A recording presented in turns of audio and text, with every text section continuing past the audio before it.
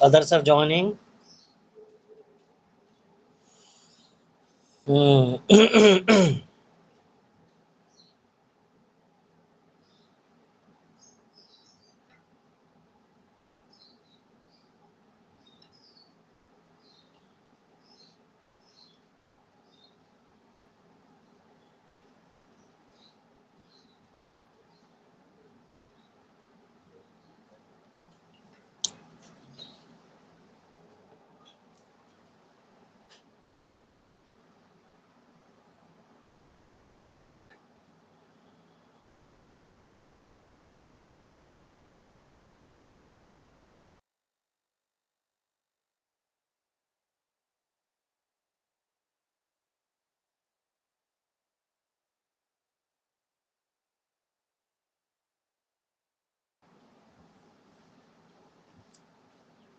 Okay, let us start.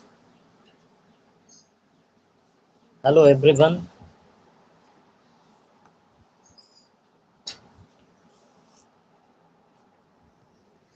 Hello.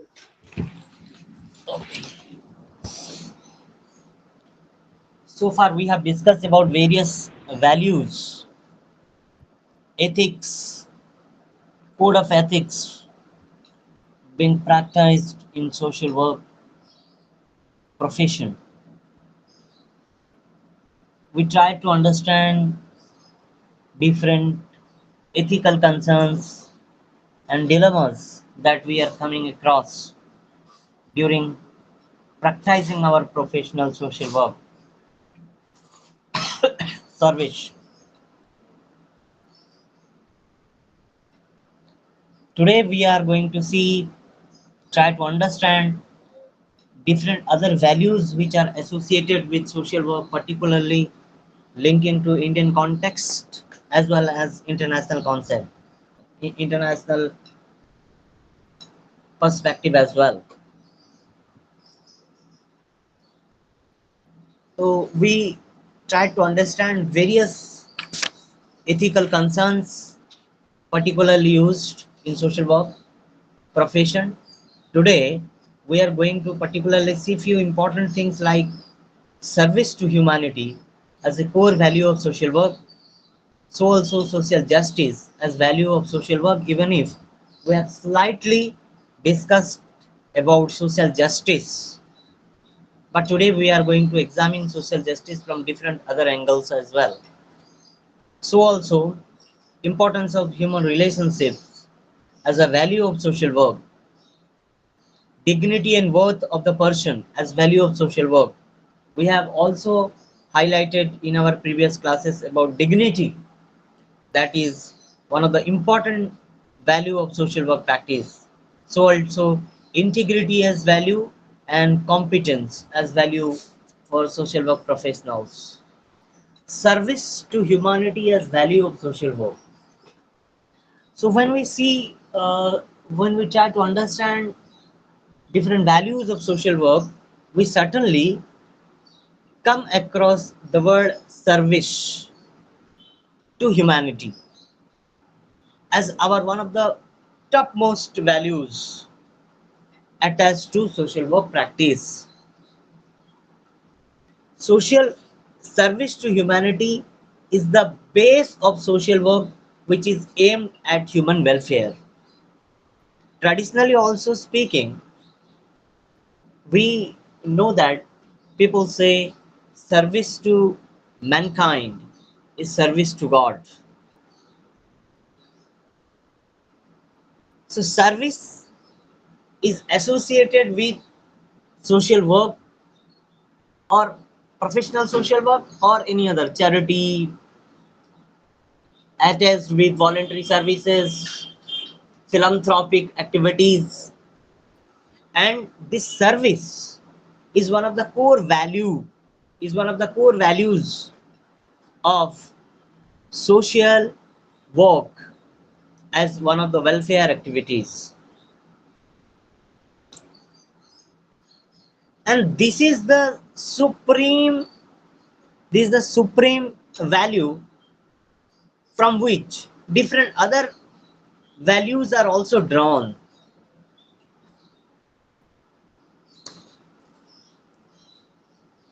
and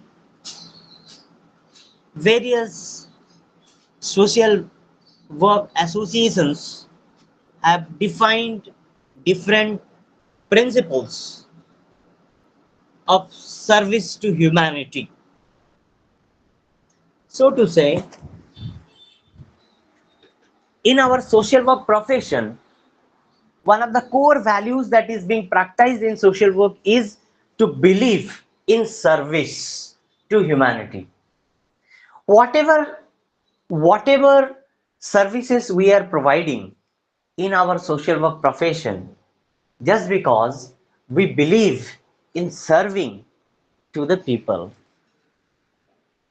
home particularly people who are in trauma, in trouble, in problems. So various principles are also defined by different social work professional organizations or associations. And by defining, understanding all these particularly different definitions given by different associations, we largely try to understand few important principles of service to humanity. First of all, social workers ought to render their service on the ideal of brotherhood of mankind with element of self-service, self-sacrifice. Out of different principles associated with service to humanity, we try to understand that we want to provide service to human being because we believe in global brotherhood, even you can say global fraternity, global brotherhood. We believe in brotherhood. Why we want to serve someone else? Because we consider everyone as our brother and sister.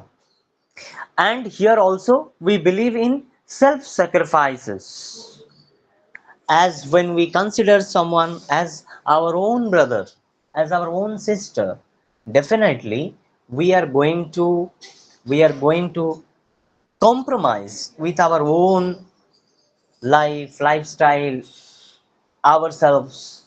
So we go for sacrifices in order to serve the community. That is why we want to serve, or this is one of the important principles of service to humanity. So also social workers must acknowledge that serving others is more important than self-interest. The social workers, those social workers who are passionately into social service, they consider that myself is less important than people outside or people beyond me. So there is an NSS, there is a youth platform or by Government of India which are active in colleges and universities. NSS, National Service Scheme, that is the young organization of young people in colleges and universities. People join this platform and they go to serve the community. So for this NSS, Government of India organization, this is, they have a motto. What is this motto? The motto is not me but you. The motto is not me but you.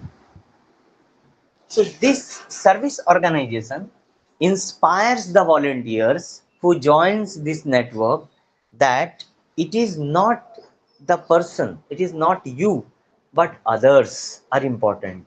So also this is the core value system why we want to serve people. Now because we are guided with this principle of service to humanity with our belief system that my self-interest or interest of mine is less important than the interest of someone else.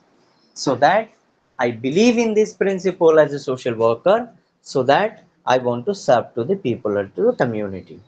Social workers must provide remedial, preventive, and developmental and emotional support services to their clients, who can be individuals, who can be groups, who can be families, and who can be communities. So you as social workers, you are providing various type of services.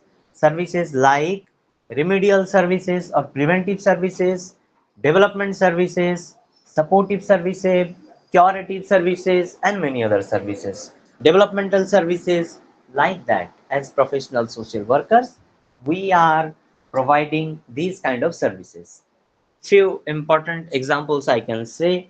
If I say curative service or preventive service, can someone give example of curative service and preventive service? Two example, if anyone can give.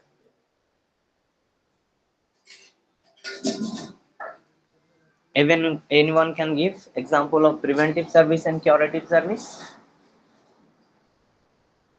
Yeah, like preventive services, like us, we do provision of PrEP, pre, ex, prophylaxis for those who have been exposed to HIV Hmm. or counseling. Hmm. Give example of both preventive service and curative service. You can give or someone else can give example. So as Okay, social work, please, please. uh, in the context of social work, we provide post GBV counseling Hmm. to especially to those adolescent girls who have been raped. We provide them with post GBV counseling at the one-stop center so that they should receive care, further care for on the same. Okay, okay, Yeah. okay, okay. Thank you. Any other example from anyone else? So these are the things we need to understand with examples, and examples from our own near place, from our own community. So now I mentioned preventive and curative. Preventive means the service that we provide before the happening of any problem. For example, in health sector, I can give you example. If we go for creating awareness about not consuming tobacco, if you are going to the community and you are making people sensitized, even if those who are not into tobacco consumption, we are going and narrating the stories how smoking is affecting our lungs health, how chewing tobacco is affecting or causing oral cancer. By doing this, you are trying to prevent cancer. You want to prevent different other diseases being caused by tobacco. You're preventing. You're preventing. This is preventing. Or in some community, you go and you teach or you create awareness among people about right kind of health and hygiene practices, what we call water and sanitation practices. So you make the children educated about how to go for hand washing practices, using toilets properly, or using mosquito nets. By promoting all these behavioral activities in the community, what exactly you want to do? You want to prevent diseases. You want to prevent different infections like cholera, diarrhea, malaria, and many other killer diseases in the community. This is what you are going to prevent the disease. But sometimes you are also, as a social worker, you are also working for curative. For example, disease is already there. People are suffering with cancer, people are suffering with diabetes, people are suffering with malaria. You are going and providing the service to treat them, to cure them, to manage or to control this epidemic if spread like cholera and diarrhea. Similarly, we are, as a social worker, we are believing in global brotherhood. we believe in friendship, we believe in fraternity, and we are providing different activities or services like preventive service, like curative service, like development service, any development activities. You can work for development of children, you can work for development of women, you can work for the development of PWD. PWD means anybody can. I have been repeatedly telling this. PWD, anybody can? People with disability. Yes, people with disability or persons with disabilities. And we basically do not use the word handicap and all those things because this is going against the dignity of people. Initially, earlier people used to tell in someone's name, in people with disabilities were called in the name of their disabilities, like blind persons, like deaf and dumb person, lame person, like that, mad person. But we do not use such words because these words are actually derogatory words, and these words are actually violating the dignity or questioning or violating the dignity of individuals who are having a disability. Somebody is writing something, let me read. Example, curative rehabilitation of those who are mentally ill and affected by alcohol and substance. Yes, we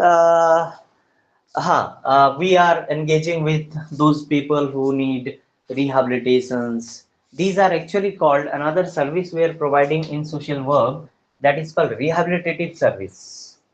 So, in case of this, the example Mr. Philip you have given, under this we are providing rehabilitative services. Like someone is addicted and needs social psychological support, needs rehabilitation.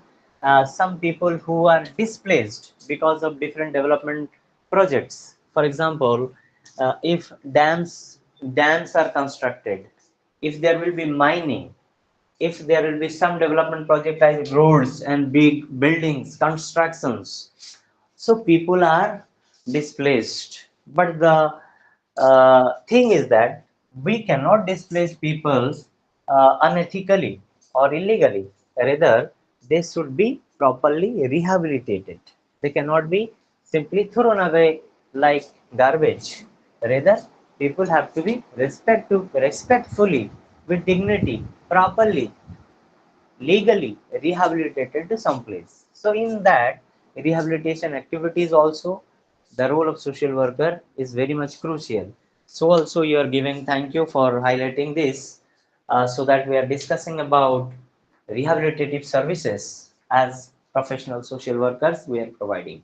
So also we are providing the development services. For example, any development activities, like poverty eradication, like education, promoting education among children, like uh, economic activities, like environment protection activities, any other development activities, educational development, health development, environmental protection, many other activities we are engaged in as a social worker.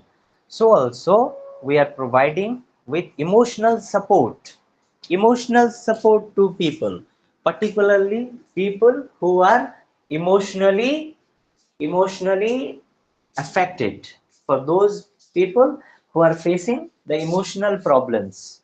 So psychological problems. Somebody is in stress, dilemma, confusion, and has been severely tortured.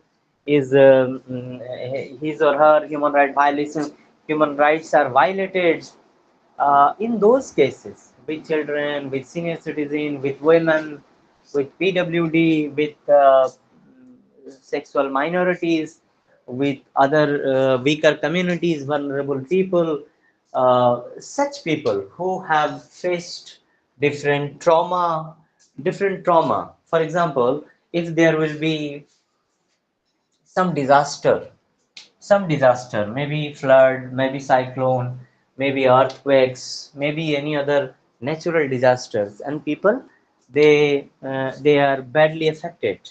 They have lost their nears and dears, they have lost their life, livelihood, they have lost their animals, they have lost their houses, and some people may have lost their own people, nears and dears, they have lost. So what we do is that we are trying to provide emotional support during these type of situations. We are trying to give emotional support to the people. Similarly, other examples can be if children is kidnapped and now rescued. Children is please mute yourself. If in case of anything you want to speak, please unmute and speak. Otherwise, I'm requesting everybody to keep your phone in mute mode. Similarly, we are providing different other emotional support like family conflicts. Some wife is coming to you or husband is coming to you. The parents are senior citizens are coming with complaints that they are facing problems in the family. So, as professional social workers, we are working with those individuals and with people to provide emotional support. But I again repeat the same thing from my beginning of the class, that as a social worker, we are working with individual, we are working with group, we are working with communities. Let me check. If we are working with a single person, then what we call this? Caseworker. That is a case Very worker. good. Very good. Very good. Very good. If we are working with group, Yeah, group work. Community work. it's group work. Group work. Uh, yes, absolutely. When we're working with the community, Community organization. very nice. So this is community organization. Thank you all for participation.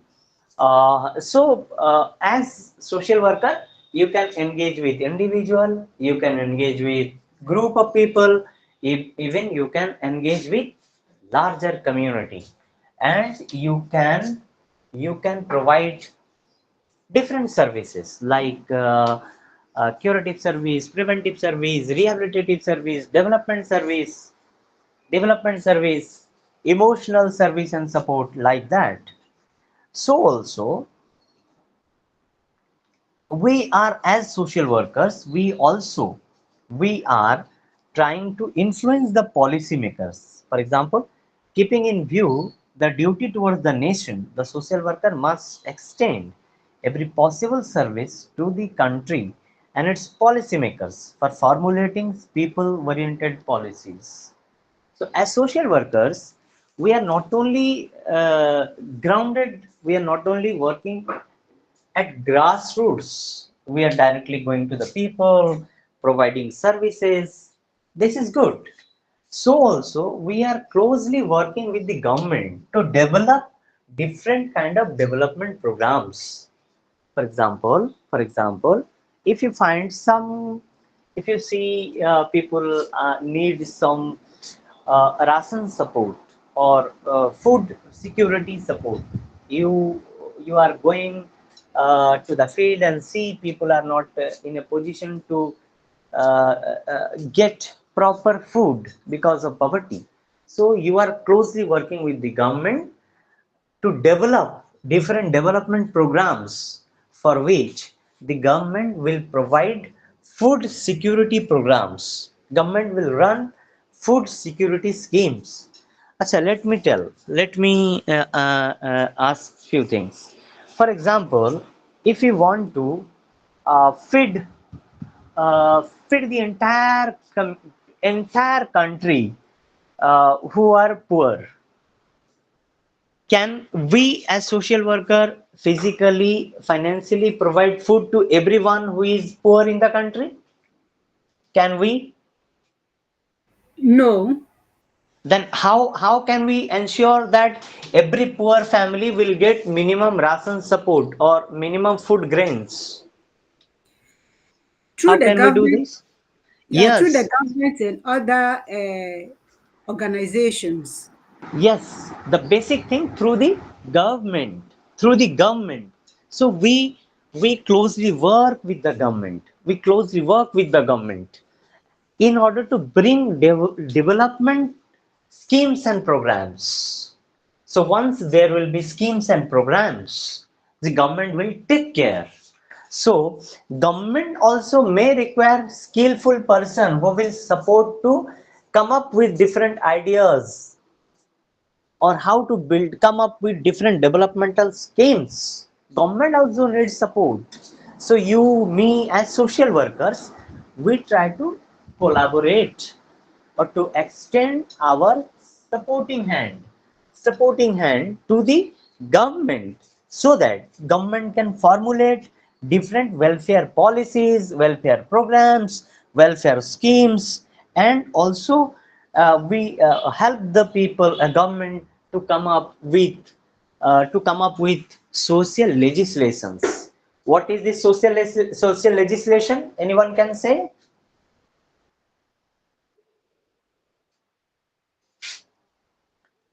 Social legislation.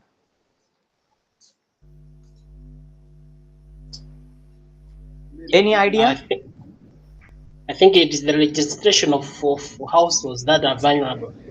Any example you can give from your respective country?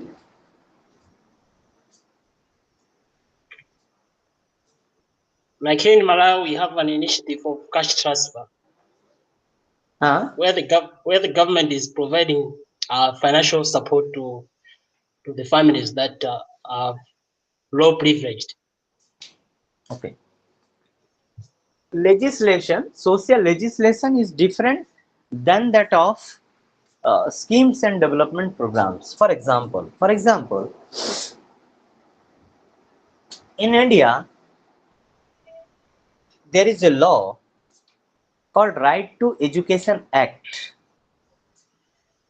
Right to Education Act. This is a social legislation.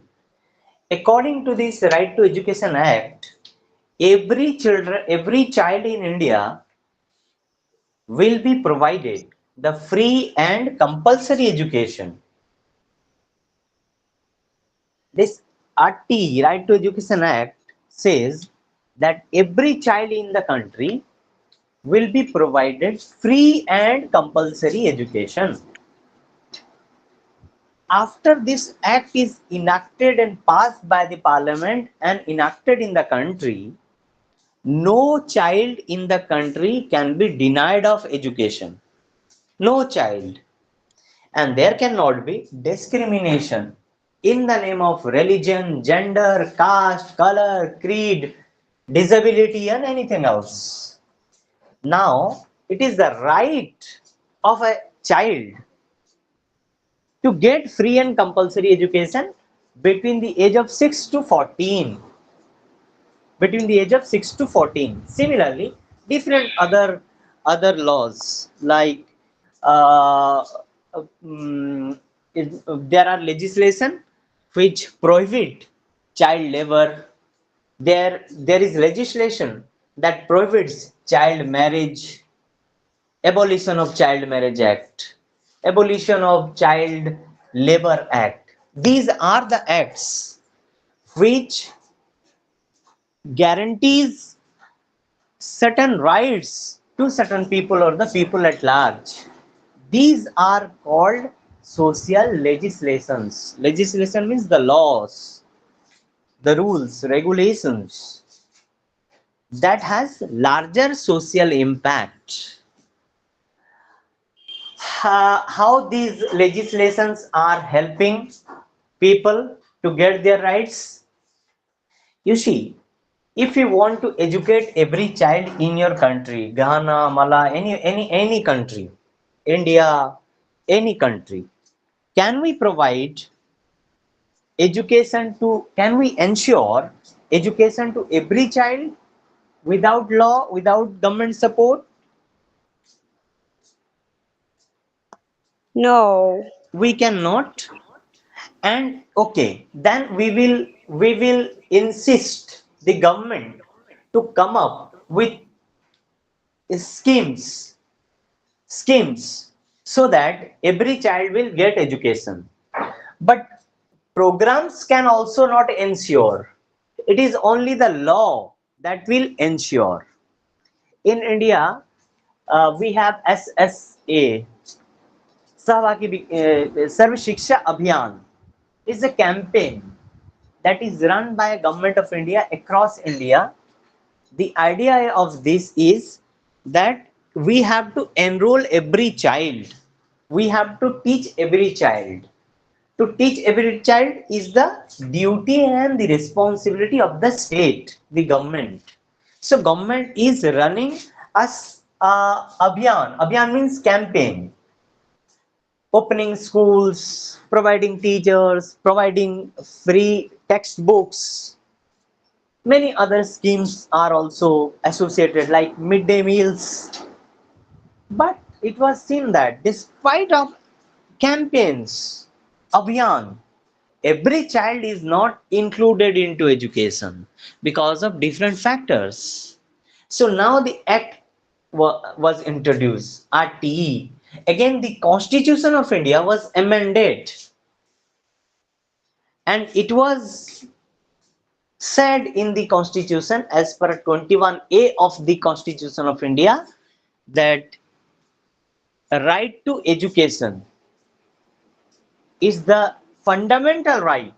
Fundamental right. Again, there are different rights. One is fundamental right. Fundamental right as per Indian Constitution is that the right which cannot be violated by anyone, neither by the state. Thus, the citizens must get those rights. So under that those list of fundamental rights, right to education is added.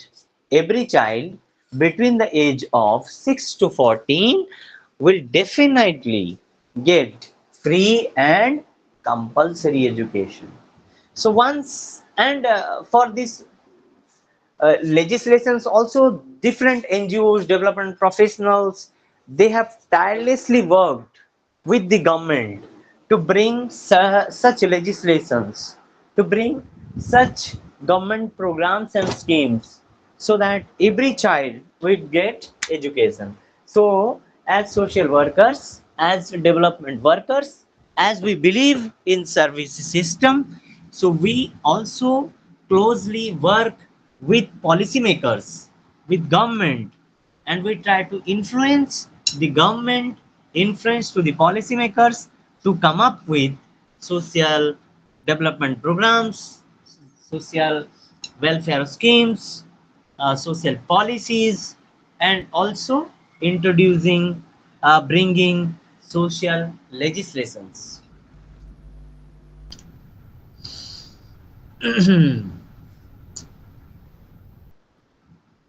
These are certain principles of service to humanity that we believe in. Major service areas of social work. Can anybody identify certain areas? Can anybody identify certain major areas of social service in social work? I mentioned कि as professional social workers, we are providing curative, development, preventive, rehabilitative, emotional services to the people. Let us try to understand in which areas or what are the important settings, important services that we are providing. Can anyone? One, two, one, two. Health service.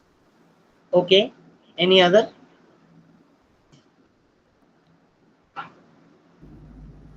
Mental health services. Okay. Anyone? Please, please, I'm requesting everyone to participate. Rumaji or someone is raising hand. Anybody, do not raise, you just participate. Yes, I was trying to say Uganda, we have organizations which are helping orphan children to get school fees and remain in schools, as well as Oh, empowering their families to get some income for survival. okay. Major service areas like child and family welfare or child and family services. Different services are there, and some services are emerging. For example, somebody has told health, health. Somebody told na health service. Who says? It's me. Said it. Mr. Pascal, you told about health service. Yes. Yeah, absolutely right.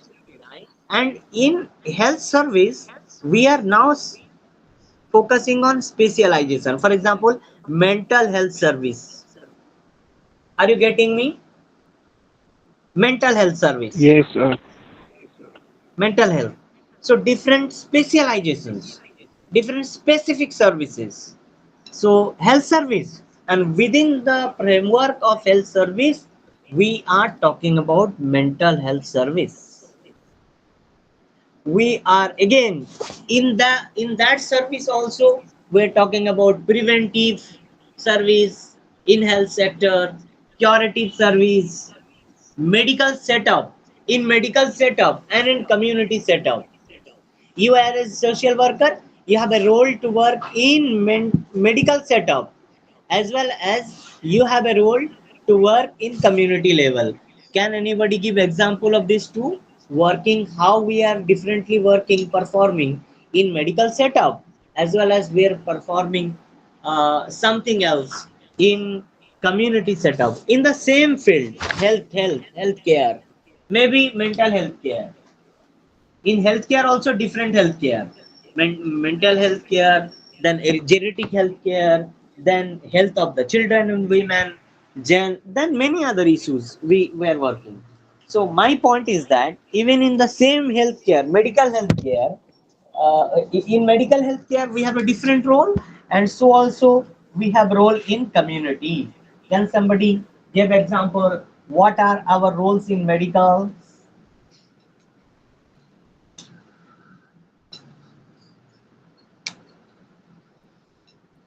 Counseling. Please explain few things with examples. When someone have a terminal disease, you should know how to communicate this to the family of the patient and know how to handle it, how to cope with it. Yes, yes. What other things we are doing in medical setup? Anyone else? Yeah, health education is also it's another example where you provide information on using IEC to prevent maybe diseases. Hmm.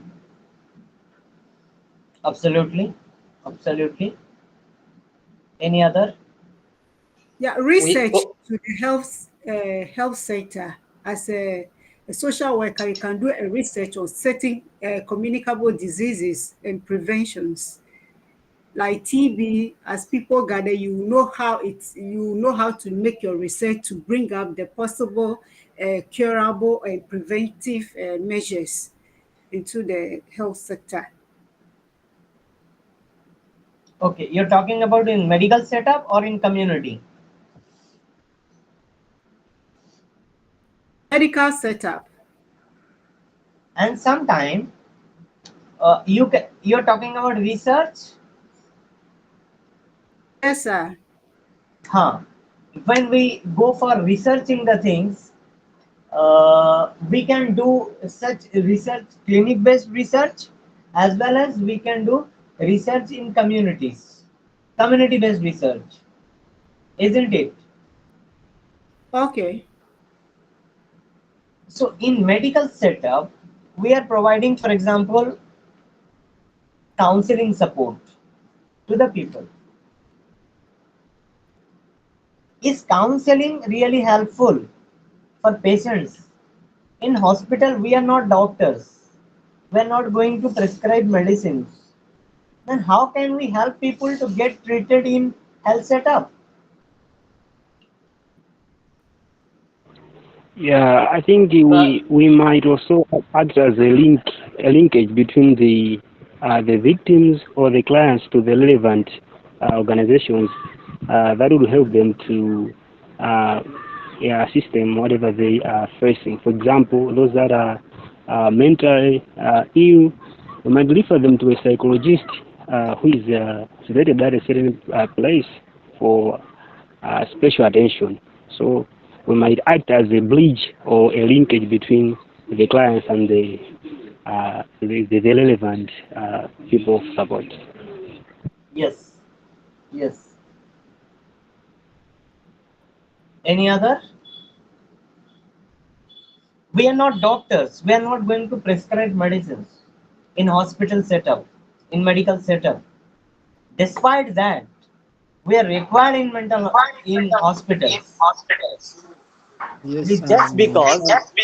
Please. some organizations hold health camps in communities so that people who are deep in villages can also get and can access treatment.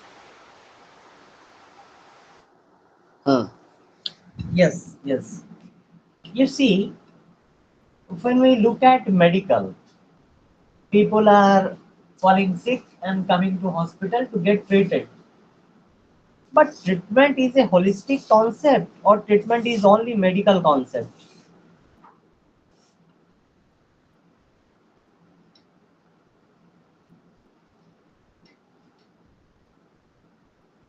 Somebody is coming with tuberculosis. Somebody is coming with diabetes. Somebody is coming with mental illness. These patients will get medicines for longer period of time, or they will go and within 1 week or 2 3 days the medicine will be stopped.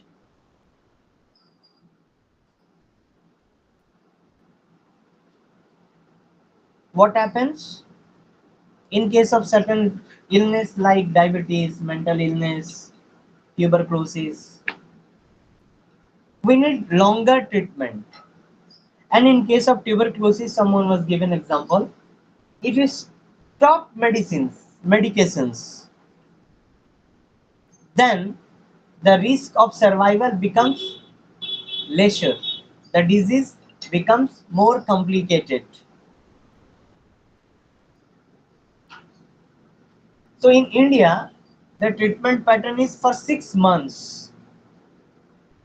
The patient comes, given medicine, but the patient will take the medicine for few days, 5 days, 10 days, for 1 month, 15 days. Then he or she will feel cured, that now I have no fever, no coughing, nothing else. The patient will think that I am now cured. Then he or she will stop medications.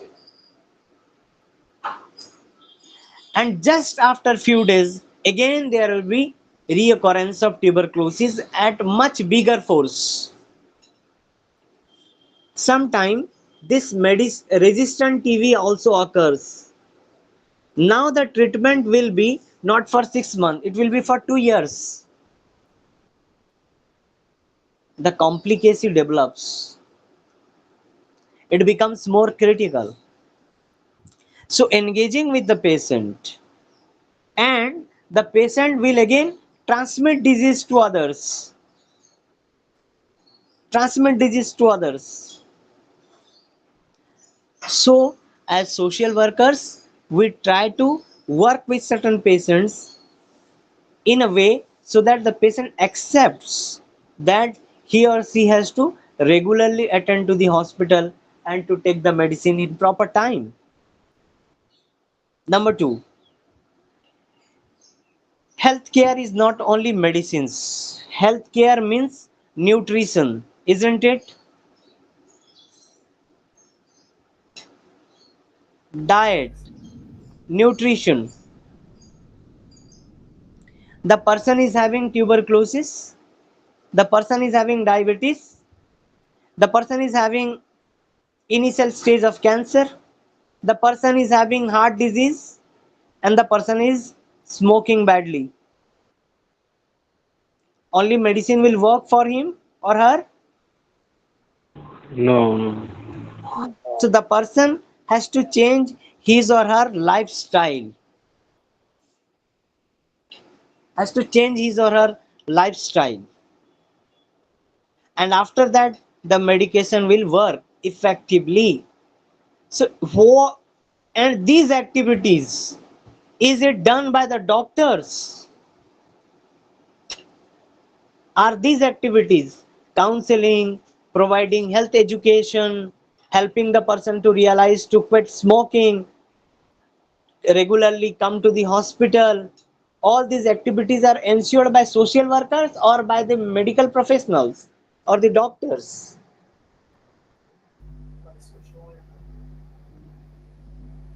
Who is doing this? All these? Social workers. Yes, the medical social workers. Similarly, someone has spoken about medical research. Yes, doctors are doing on medicines, which medicine is working, which medicine is not working. But in case of behavior, because behavior modification is also important for get treatments or to get cured of any disease, we need to go for certain medical researches, maybe clinical based research. It can also be community based research. So as social workers we are doing. And in case of mental health services, our role is much bigger, because someone who is suffering from mental illness will definitely need to get proper counseling support, because his or her emotions needs to be taken care very perfectly. Whatever going on in his mind or her mind needs to be addressed with medications. Only medicines will not be effective. These are the mental health services we are providing as social workers, medical and public health services. We are providing community social work. This is another space is there where we work. We work as community level social workers or community social workers. Multiple examples I have given about working with the communities. Here also we will discuss how social workers are practicing social services at community level for curative service, preventive service, development service, providing emotional support, rehabilitative support, and like that. Migrant population and refugees.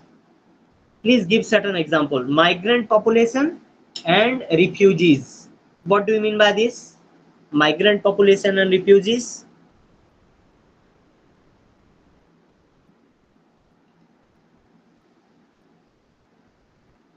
I think it applies to those people who left their countries to other places, maybe because of the conflicts or seeking for an asylum. Yes. Yeah. Okay. Okay. So refugees are particularly becoming the victims of violence, war, and they're migrating from this country to that country in order to just to be saved, just to save lives. They migrate, and in the country also there is migration from extreme rural areas. In India, we see in your respective countries also you'll be finding. Then from rural areas, people are migrating to urban areas in search of job, isn't it? It is. in search of It job. is. Yes. So how where they are actually settling down? Where they're settling down in slums. Once they migrate, it is difficult for them to get settled properly because the new place, no connections, no financial support system, even do not access to government schemes and programs, don't have houses, don't have jobs, don't have any other resource.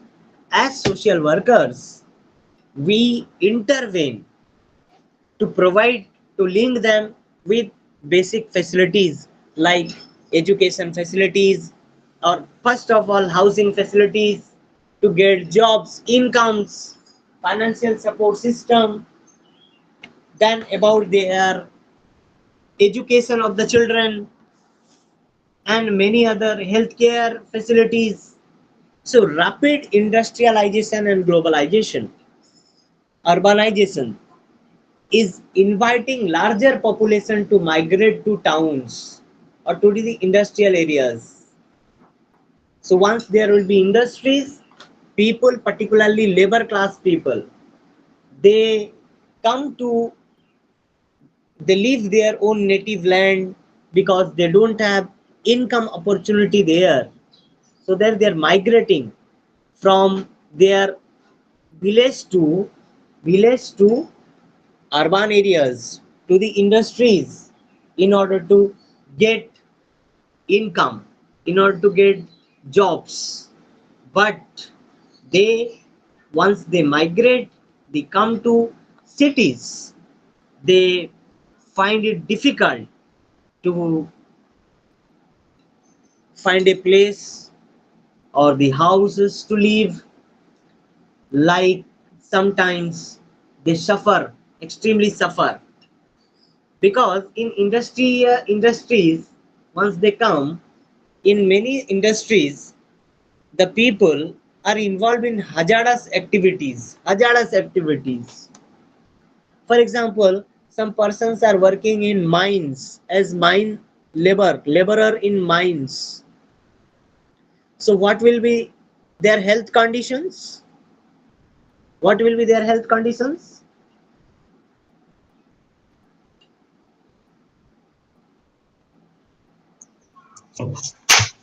It will be Maybe, poor. Hmm. Someone was telling, please. yes, I was saying that their health condition will be poor and they will need protective ways. Working in mines, do you see any health hazards associated with this profession? Health Yes, a hazard, lot. lot of health Yes. hazards. And again, they are working in hazardous place, and they are residing in slums where there will be no proper sanitation facilities, no toilet, there will be open defecation, no drinking, safe drinking, clean drinking water facility, very congested room, very small room, and in that room, 5, 6, 7 people will be residing together. Very closed room, not ventilated room. Ultimately, they fall sick. So, both the places, their residential place is hazardous, as well as their job areas are also hazardous. So, they struggle in all those areas, and their health is badly affected. Their health is badly affected. So as social workers, we have also a role in industrial setting, and we are known as industrial social workers.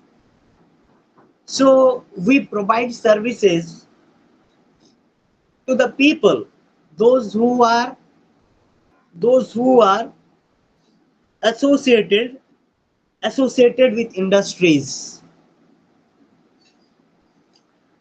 We closely work in with the industries so that the support helping we can provide help to the people and their family members, to their family members through different corporate social responsibility initiatives.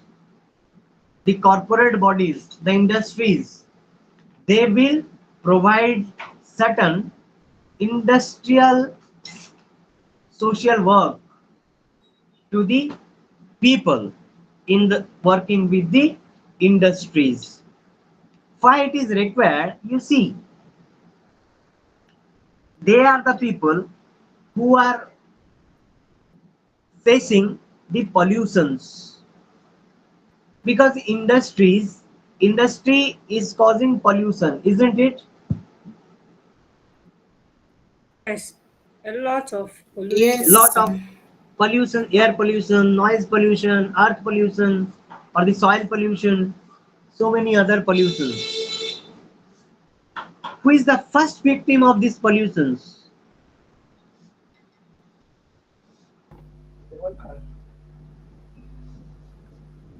Who are the first victims?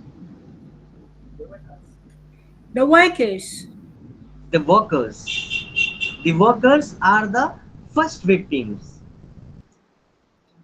so that they're exposed to pollutions and their health is to be affected shortly.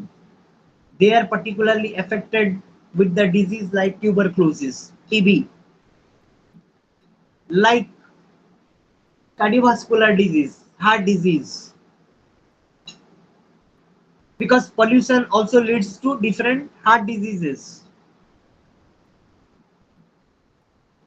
So also their eyes are affected, their hearing ability capacity also affected, ears are affected, and sometimes they face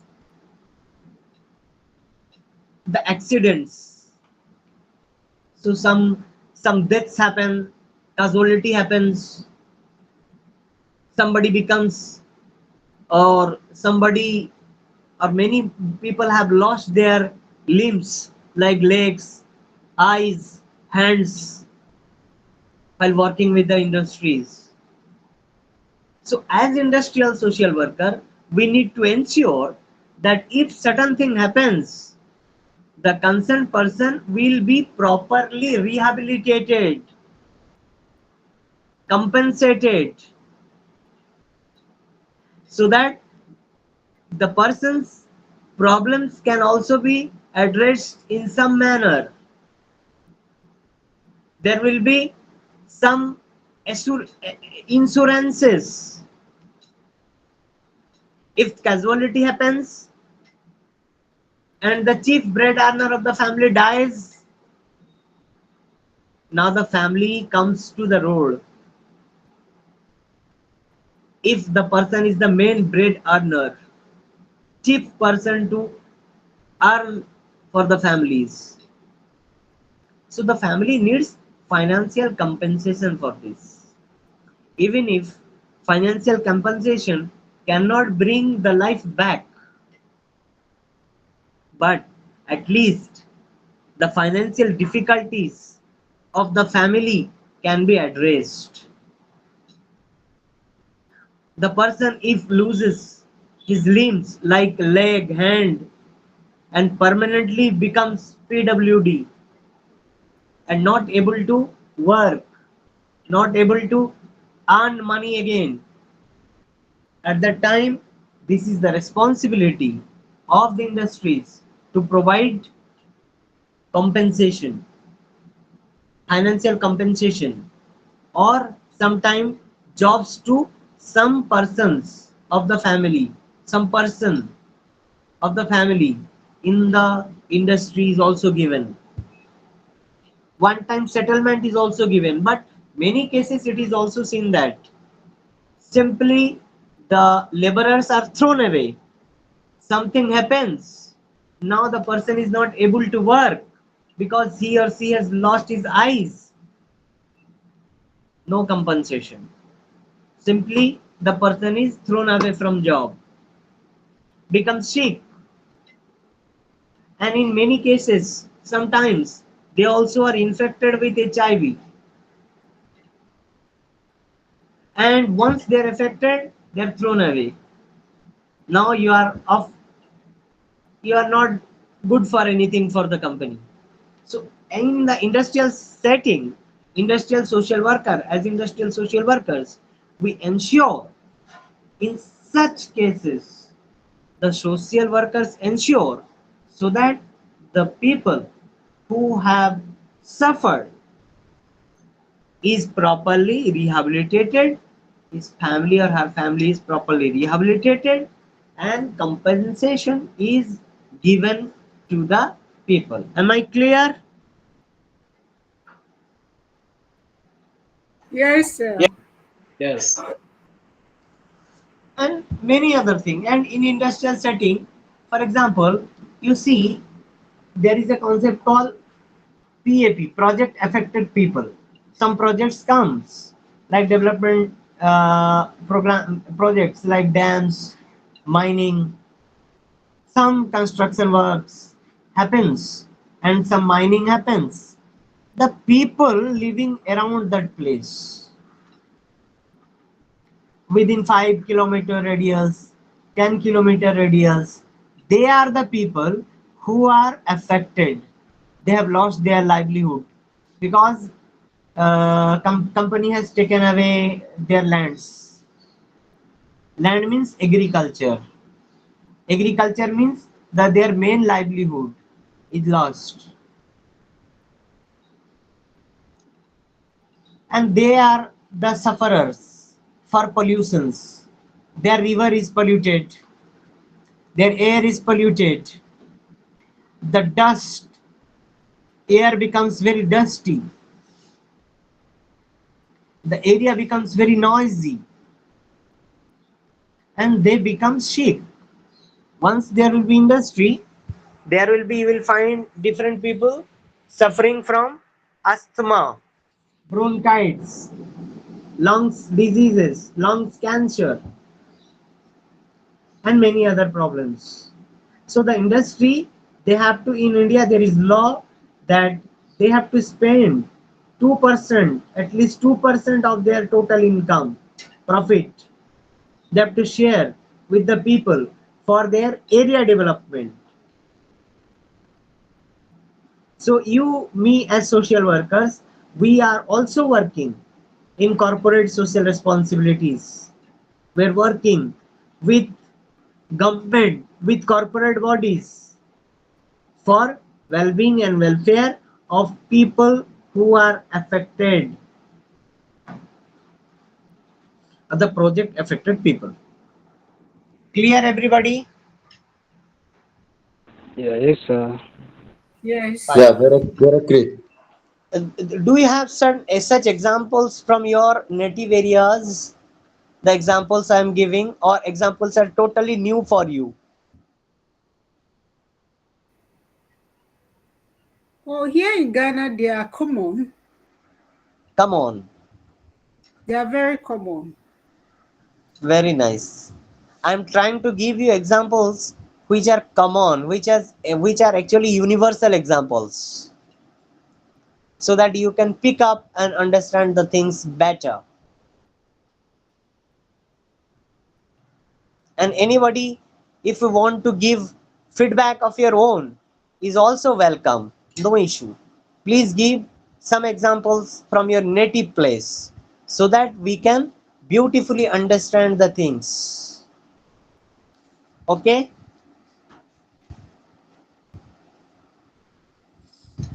So this is what service as one of the values practiced in social work.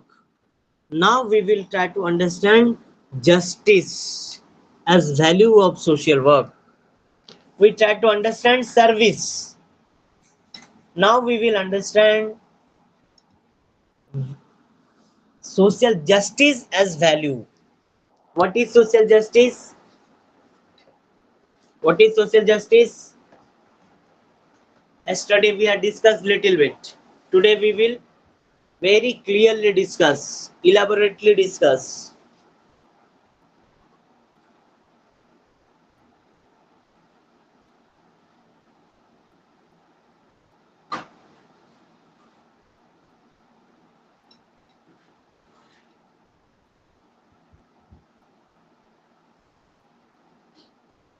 Anybody? Social justice is not a new concept. If you go to see the definitions given by Plato, very ancient philosophers, you'll also find definitions from those philosophers of the world. As per Rawls 2003, social justice is about assuring the protection of equal access to liberties, rights, and opportunities, as well as taking care of the least advantaged members of the society. This is one definition. Two, three definitions I will refer and we will discuss. In 2006, the United Nations has given this beautiful definition of social justice. That is, United Nations in 2006 approaches social justice from a human rights perspectives and provides pivotal mandates for practices at the international and national levels. Social justice is about human well-being.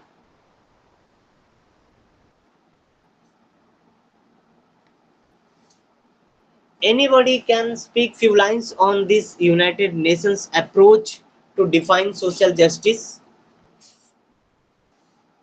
United Nations says that justice is about human well-being, number one. Number two,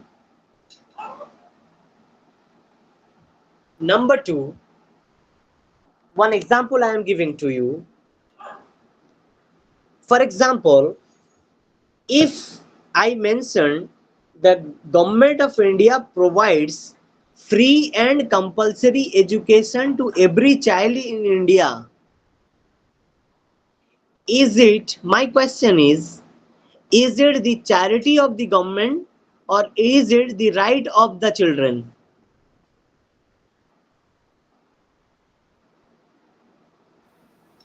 I think it's the right of the children. So this is not charity of the government. If the government is providing education to the children, providing pensions to the senior citizens, providing some facilities to the disadvantaged people like PWD, it is not charity being done. Rather, it is the right of those people to get those rights from the government. It is not the charity of the government at all. Clear? Clear? Yes, sir. So one Yes, model sir. is charity model. Anything you do becomes a charity, so that the person is obliged to you. Oh, thank you, madam, you have done so much thing for me. Thank you, government, you have done so many things for us. This is a charity model. A right-based model is, it's not, I am not thanking to you. You have done because this is your duty. You have done because it is your work you are bound to do. Government is bound to serve the people. Government has not done any charity to the people because it is their rights. So that United Nations is talking about approaches, UN approaches social justice from human rights perspective. So United Nations looks at justice with rights, with the lens of rights.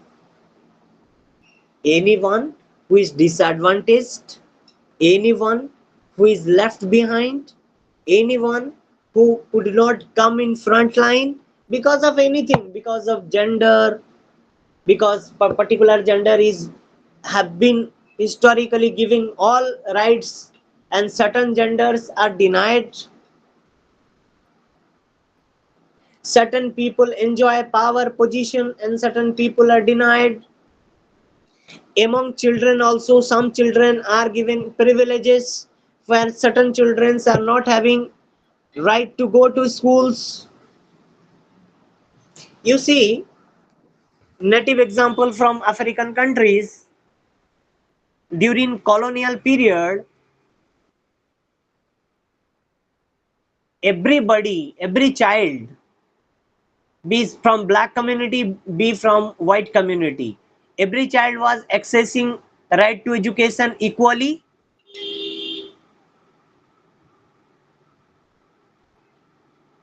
No. Certain people had all the enjoyments, all the powers, positions, rights, and many people were deprived. Similarly, if the child is visually impaired, the schooling system is like that. The child cannot come to the school because if the child comes to the school, she or he cannot access to the books. If the child is hearing impaired and there is no sign language teacher in the school, the child cannot listen what you are teaching. Am I correct? Yes, yes. The school is Yes. meaningless. School is meaningless. So, in 1948, United Nations, the General Assembly, comes with a declaration of human rights that is called Universal Declaration of Human Rights. In which year? 1948, on 10th December. So from that day, we are observing, celebrating, we are celebrating 10th December as International Human Rights Day. Please, Rumaji, Romanzi, can you mute your mic, please? please mute your mic. Thank you. So, on 10th December 1948, the General Assembly of United Nations, the global leaders of the world in the United Nations Forum, they came with a declaration. I'm just giving this task to all of you. My request, please go and read this declaration. You can Google and easily find. Universal Declaration of Human Rights, 1948. And this was the first time in world history where the global leaders accepted that it is the right of everyone. Before that, global people or globally we were seeing that everybody did not have the same right.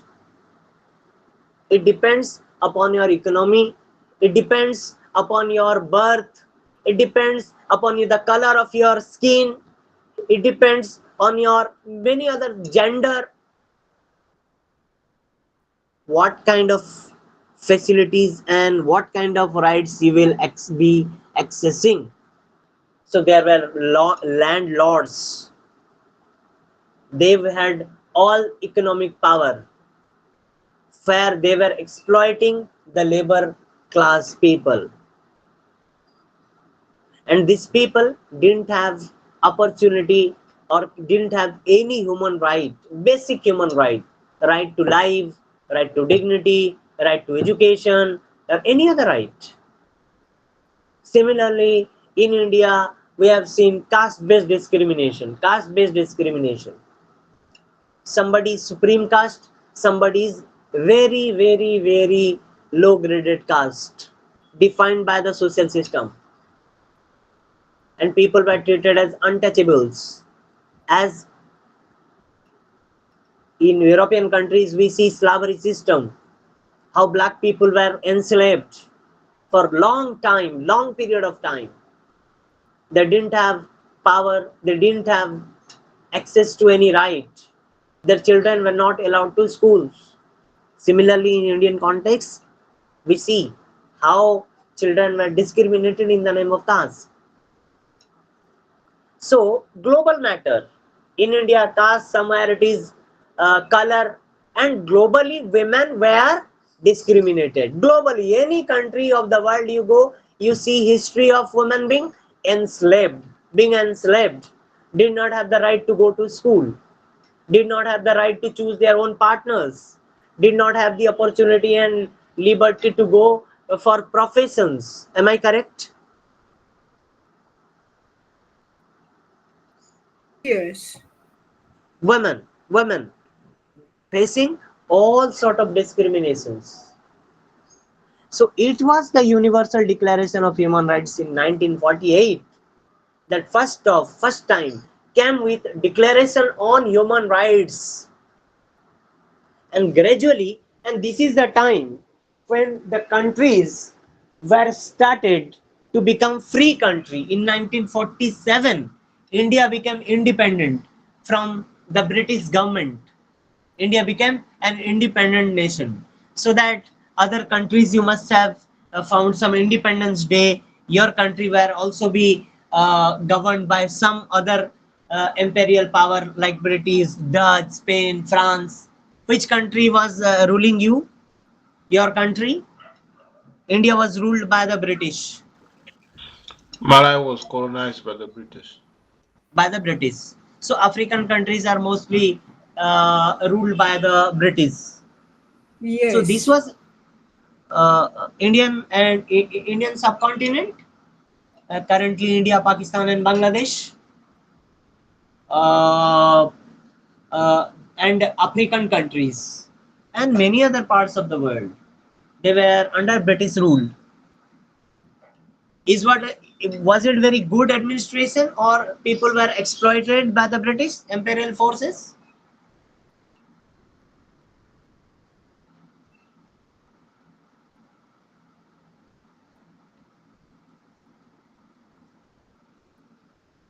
People were exploited.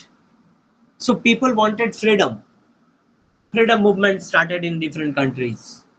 Like in India, India became independent in 1947, and Mahatma Gandhi was the main leader of national movement. Other national leaders are also there, like Netaji Subhash Chandra Bose, many other freedom fighters. So they fought for independence of India. In Africa, South Africa, Nelson Mandela, and many other freedom fighters. So this was the time, 1946, 47, 48, after post World War II. So eh, two situations. One, the countries who were under some power for longer period of time, they had faced inequalities. People were exploited, and within the country system also certain people were discriminated, did not have access to human rights.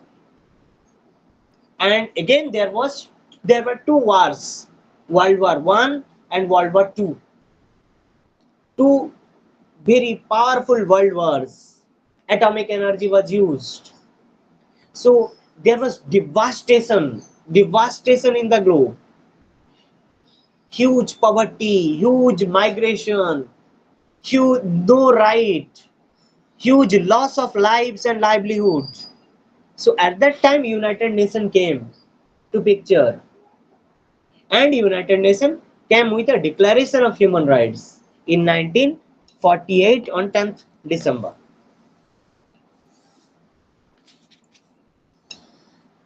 Uh, I'm trying to give many examples from different parts of the globe and United Nations so that you feel comfortable to understand many things. Similarly, justice. So this Human Rights Declaration was also focusing on providing justice to the people who are largely affected and who have faced different violence, exploitations, and like that. Social justice, social justice is one of the important value that is used in social work profession, because we see it is concerned with social. In social work, it is understood to improve social relationship between people. Social worker uniquely sets out to improve relationship relationship between people individually and collectively. The service provided by social worker is holistic and centered on the concept of person than problem. This is very important thing when we try to understand expression of value of social justice in social work profession. Social workers always tries to focus, to center upon the person, not the problem, not than problem. So person with problem have the persons with problem have come to you. You are focusing on person or you are focusing on the problem? Which one you are focusing as social worker? You focus on the problem, sir. Problems or the person? Who is important to you? The person. The service provided by social workers is holistic and concerned on the concept of person. So we are providing the holistic service. For example, somebody comes to you that, oh, madam, sir, I am suffering from alcoholism. What is his problem? What is his problem here? Alcoholism. Alcoholism is the problem. The Yes. same person who is having alcoholism is also suffering from health problem. Because of heavy alcohol, is some health issues are there. The same person has developed very bad relationship with his wife, with family members. The same person, because of alcoholism, is suffering, he has lost his job, income problem, financial problem. Then are you going to focus on his problem or you are going to focus on the person?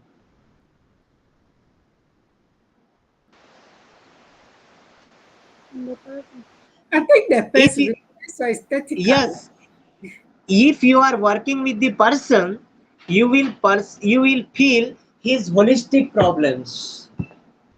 If you focus on problem, you will say you are alcoholic, oh please don't take alcohol, now your problem is solved. But that is not the only problem. We are providing holistic support, holistic services. We are helping person to get de-addicted, so also we will help the person so that he is or relationship with the family will be developed. She will be financially compensated, rehabilitated properly, so that we are focusing to provide the holistic service support system to the person. So as social workers, we are not focusing on problem, rather we are focusing on person. Clear? Clear? Yes. So we are so clear. that so that as social workers have always been prepared to intervene in social relationships. So it is said that social work as a profession is basically a science to deal with human relationship. To deal with human relationship. For us, the relationship is supreme. The relationship is very important. The relationship is very powerful. So we are not only concerned with the problem of the client or the person. Rather, we are trying to provide holistic support system so that the person's relationship with his or her surrounding will be strengthened. Acha, why we are focusing on relationship? Because we want to make the person independent, not dependent. Not dependent, independent.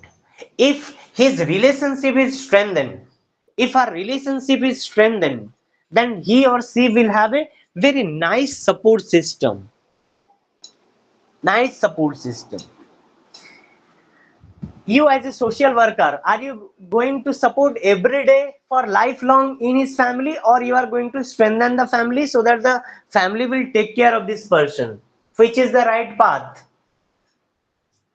Or you say, as a social worker, all the lifetime I am there for you. Is the way, is the right way? No. No. No, and No. there won't be sustainability.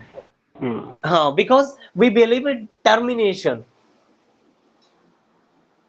Sometimes we need to terminate our work, so we are very focusively focusing on strengthening human relationships.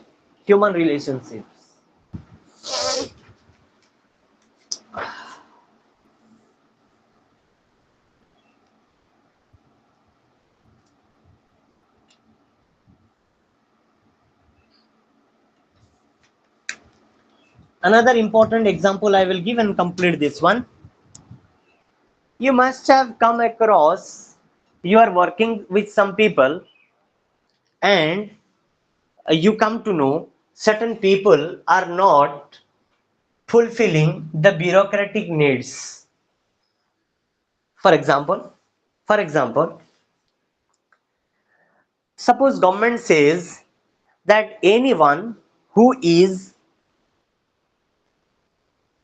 having this much of minimum income, for example 10,000 rupees per month, or 10,000 rupees annually, for example, or rupees you may not understand. I will give, for example, $200 per year, annually $500. If somebody is not having this much of income, will not be supported. For example, somebody is $500 or $200 per year. Somebody is having income of just 200 plus $1. Is he or she rich person?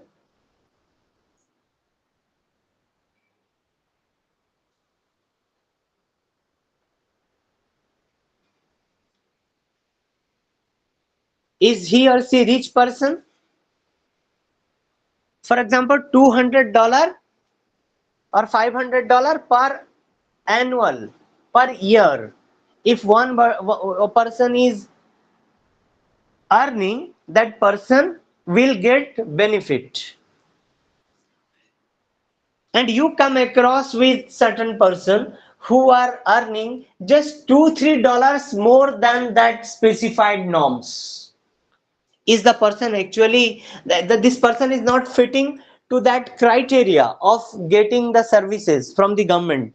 But is that person rich fellow who is earning just $1 more? Is a rich person? Yes or no? Yes. Just $1. Is he rich? No, not rich. Not Not rich. rich. The similar kind of economy he or she has. She or he is having only $1 more, but she or he will not be fitting to get government benefits. Government benefits. So because she's not coming as per the bureaucratic needs. The bureaucratic needs. He or she will not be provided houses.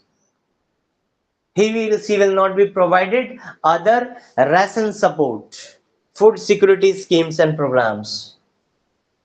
So you as social worker, me as social workers, we are also committed to work with such people who are not falling into the, who are not fitting to the bureaucratic setup, bureaucratic needs. So we are holistically working with all those people also, because we want to provide justice so that not a single person is left behind. Not a single person is left behind. Now we'll discuss about importance of human relationship as value of social work. Let me come with a glass of water.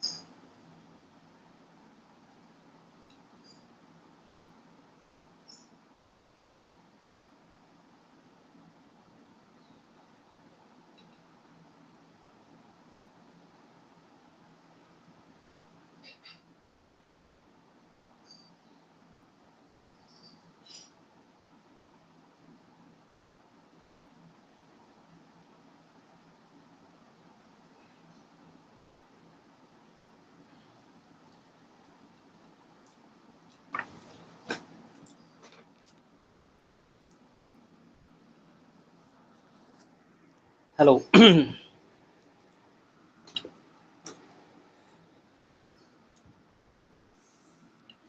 Importance of human relationship as value of social work. We discussed about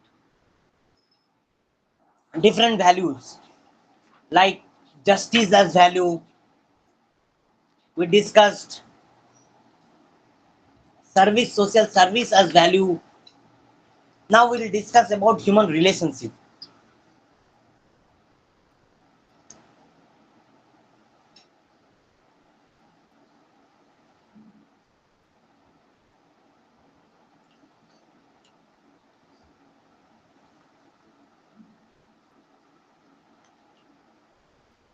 Importance of human relationship as a value. So for social workers, for all of us, relationship is very much important.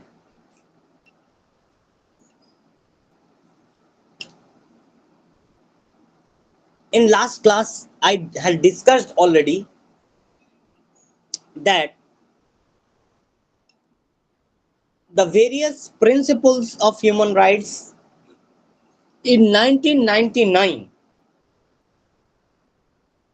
NASW, National Association of Social Workers, published NASW Code of Ethics to identify core values on which social workers' mission is based,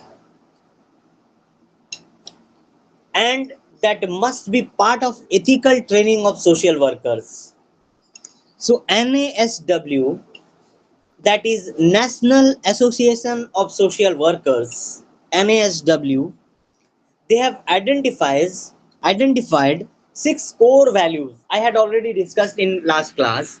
One is service, 2 is social justice, 3 is dignity and worth of the persons, 4th is importance of human relationship, 5th is integrity, and next is competence. So it is the importance of human relationship. Without human relationship, we cannot we cannot serve the people. If we don't feel the importance of relationship, just because you see, human relationships are also considered important social capital in social work, because humans are the resources for national development. For national development, we think many things as capital. For example, natural resources as capital, finance, money as capital, so many physical support system as capital, and the biggest capital is human capital, or the human resources that we call HR. So without this human capital or human resources, we cannot actually progress, or the nation cannot progress.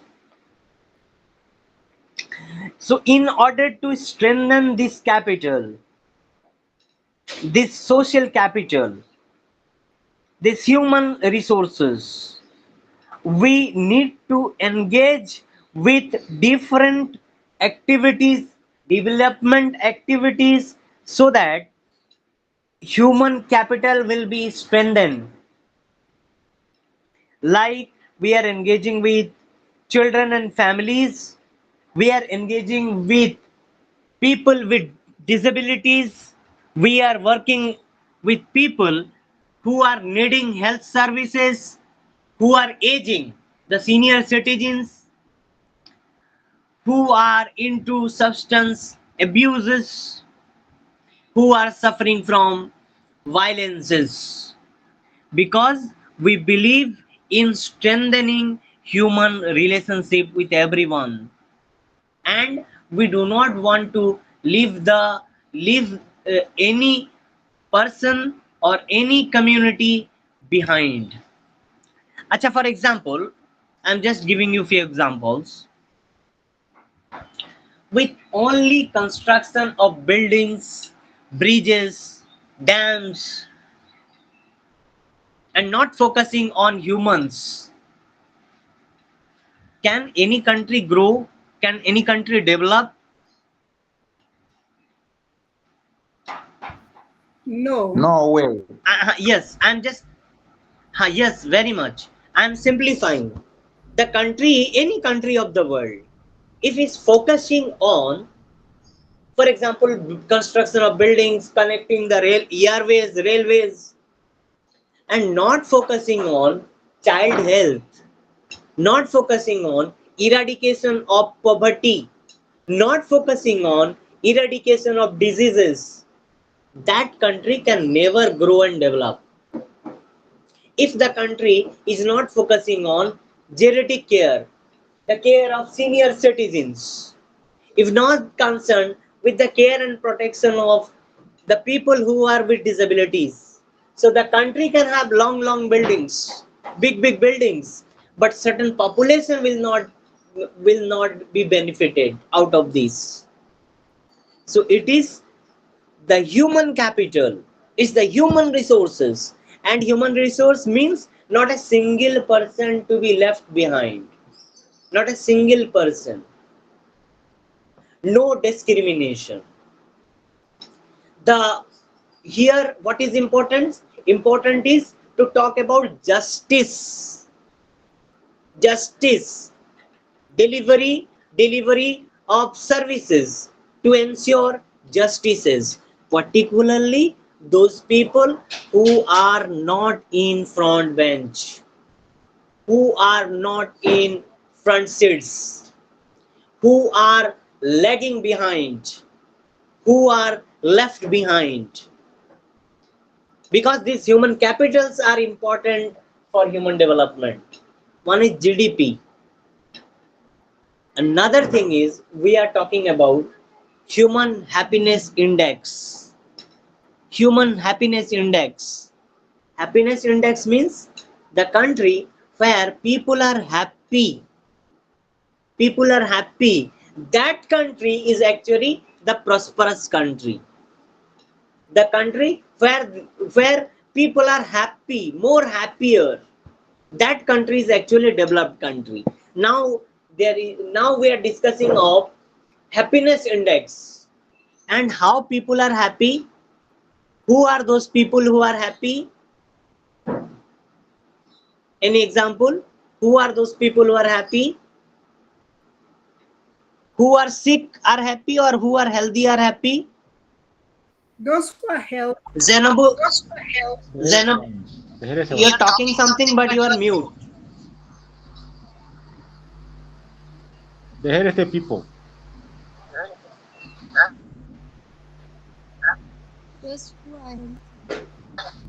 Okay, unmute.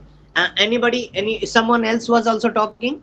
Who is happy? Who is the country where many people are suffering with like cancer, like diabetes? Can we call that country a happy country? No. Yes. So that we see the families. How many families are happy? The families who are healthy. Which community is happy? The community who is healthy, where people are healthy, not affected with diseases, are called happy people. Similarly, this is one index, happiness index. There will be no disease, there will be less disease, or there will be, even disease are there will be proper treatment available with the people. So people are not suffering. This one index. No. One index. Another index.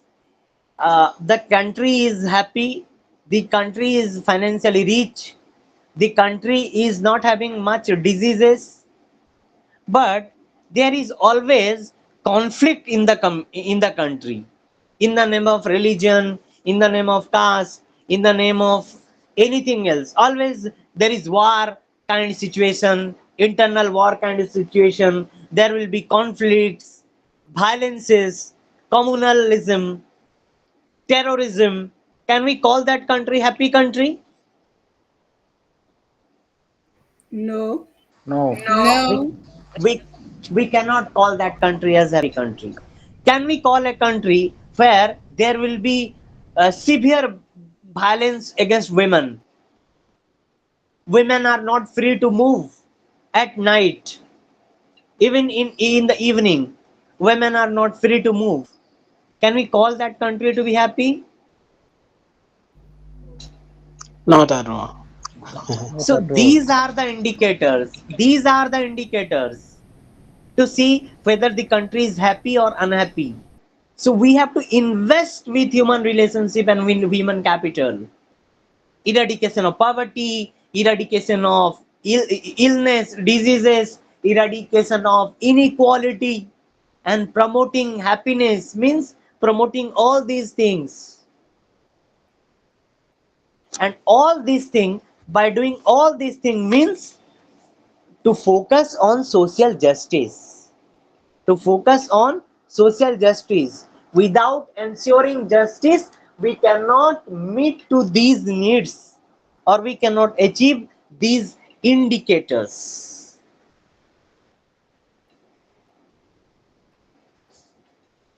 And if there will be proper action on human capital and human relationship, ultimately what it will do, now it will promote hope. It will promote hope. You are, if any country, any society, any community is investing on relationship, that country, that community, that area, people will feel hopeful. Otherwise people will feel helpless, hopeless. So it will automatically promote hope among the people. If there will be some problem, people will say, no, no, no, nothing will happen. Our government will take care. Our people will take care. Our community will take care. So people will be hopeful, not hopeless. Because that country believes in social justice and the society believes in relationship, not to keep leave any person behind, so that there will be hope.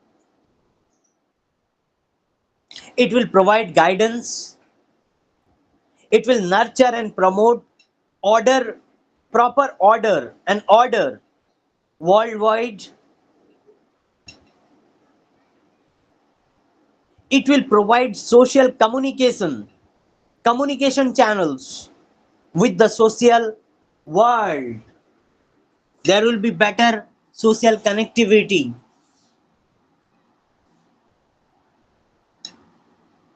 It will provide material help support system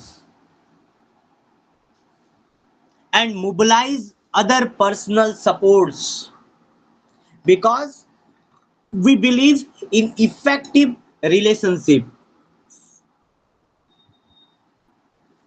So this is how, by strengthening personal relationships, by strengthening personal relationships, what we do actually, this is an important value of social work philosophy, that we believe in strengthening relationship, we believe in capital, that is relationship capital or human capital, social capital.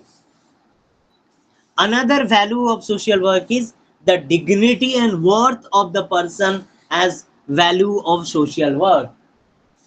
Many times I have repeatedly told about the dignity and worth of the person. Can anyone define the dignity and worth? The concept of dignity, what is exactly the dignity is? Let me tell you. In human, the Declaration of Human Rights in 1948 by the General Assembly of United Nations, the core focus was on the dignity of people. Dignity. As I mentioned about right-based approach, so also the dignity of the people. It is not the charity that will do. Rather, we will ensure a system where a person's dignity will not be affected. He or she will feel complete dignity. Complete dignity. He or she will not feel absence of dignity. So dignity means, dignity the most generally is defined as self-worth or inner worth, typically characterized as a kind of worthiness of respect. That means to recognize someone's dignity is to recognize his or her worth as human being, independent to his or her status or role in the society. When we call, when we speak about dignity, that means we respect him or her as an individual and respect his own, his or her dignity as human being, and feels him or her as worth, not worthless, rather as an independent person. Dignity of human being is actually fairly commonplace phrase in various contexts. It is used often in pleas against, say, the dehumanizing conditions of slum culture, to plea against the dehumanizing practice of manual scavenging. You see, uh, you know manual scavenging? No. Manually engaging people. You see, one few examples I am giving. We need to clean our toilets.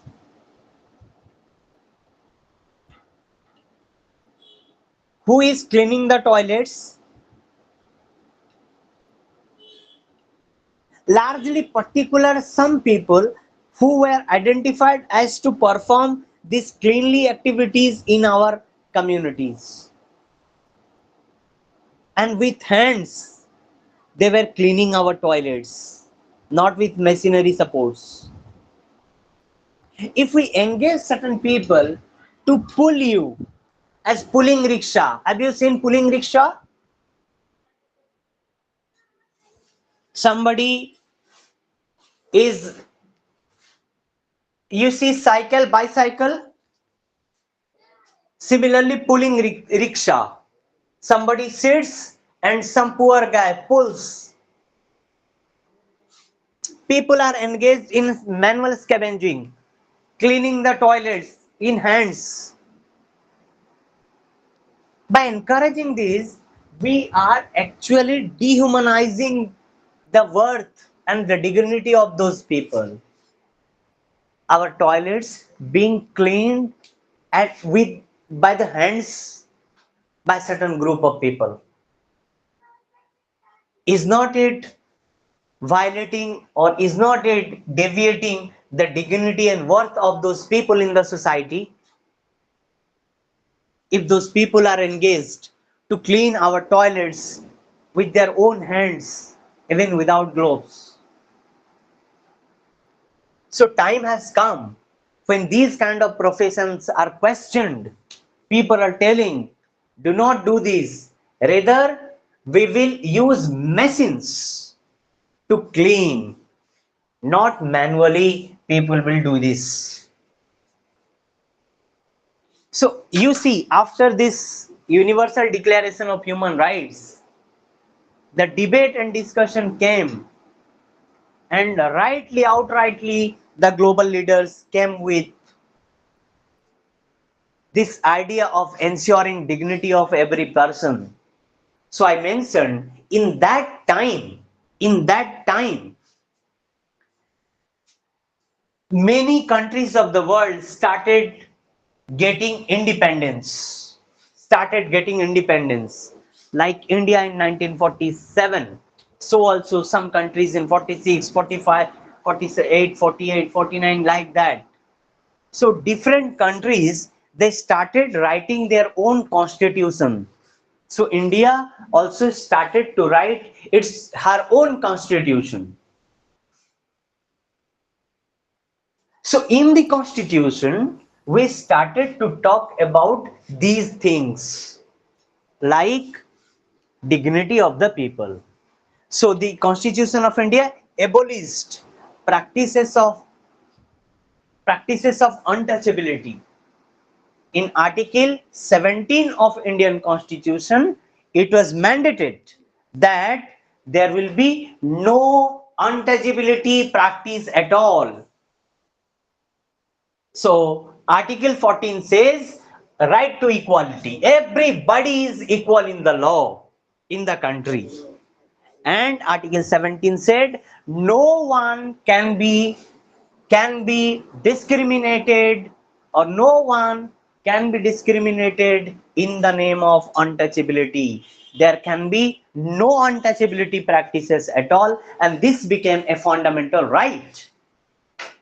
It is when we talk about no untouchability, no caste practice, that means we believe in dignity and worth of the people. Everybody is respectable. So in one sentence, if I conclude about dignity, I must mention that dignity means every person is important. Every person has respect. Nobody can be disrespected. Am I clear? Am I clear? Dignity. Everybody's respect is important, and everybody's worth enough.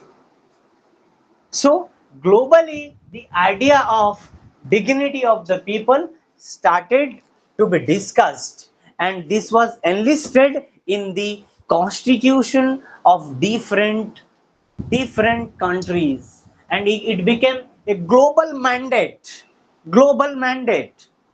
to work to ensure the dignity of people, every person in the country. Thank you so much for today. Thank you too, God. Thank you, Thank you so sir. much. Okay, bye bye.